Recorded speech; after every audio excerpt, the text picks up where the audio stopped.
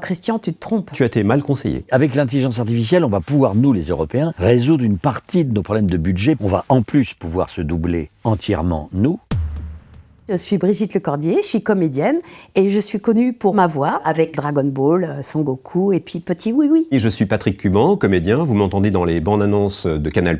Je suis aussi la voix d'RTL2, puis plein de documentaires à la télévision. Les comédiens de doublage vont avoir un problème, bien sûr. C'est désolant pour les doubleurs, mais il faudra qu'ils se reconvertissent dans autre chose. On était scandalisés, on a trouvé ça indigne de sa part. C'est un manque de respect. C'est un manque de respect de nos métiers, et c'est le même métier de son d'ailleurs. métier même. De son métier, c'est ça, on fait le même métier. Ça ne respecte pas aussi tous les gens qui sont autour des comédiens dans les studios. C'est toute une ruche de métiers, et c'est 700 millions d'euros de chiffre d'affaires par an, 110 PME, c'est 15 000 personnes qui travaillent dans le doublage. Lui, Christian, il crée quelque chose. Nous, on crée quelque chose. Mais l'IA ne crée rien. L'IA va faire que reproduire ce que lui a fait, ce que nous, on a fait en moins bien. Les machines ne garantissent pas que la créativité de Christian Clavier sera conservée, par exemple. Ça va devenir une sorte de robot, mi-homme, mi-machine, et donc on va perdre l'essence même de ce comédien qui est capable de tout faire à l'écran et de faire pas mal de choses, et même de raconter des bêtises aussi pendant les interviews. Dans quelle société on a envie de vivre? Est-ce qu'on a envie de voir des acteurs synthétiques qui n'ont pas de corps, qui n'ont pas d'émotion humaine,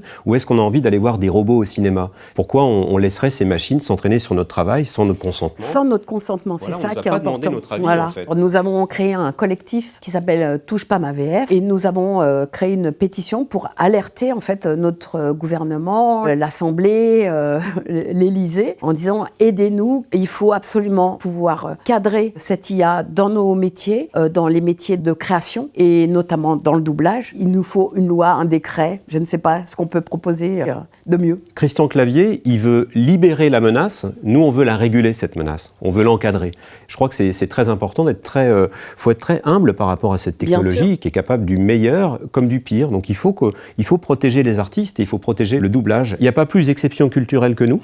La VF, c'est vraiment une exception culturelle française. Le doublage en VF, c'est vraiment le quotidien des Français. 85% des entrées au cinéma se font en VF en fait. Dans un microcosme politique un peu parisien, ils ne se rendent pas compte de ça. Chaque fois qu'on rencontre quelqu'un d'important politiquement, individuellement, il craque en disant « Oh là là, je vous aime tellement, vous m'avez fait grandir, etc. » Et tu leur dis « Mais ça, vos enfants ou les enfants qui vont arriver, ils n'auront jamais ce sentiment que vous venez d'avoir là, cet échange un peu magique. C'est vrai que c'est impalpable.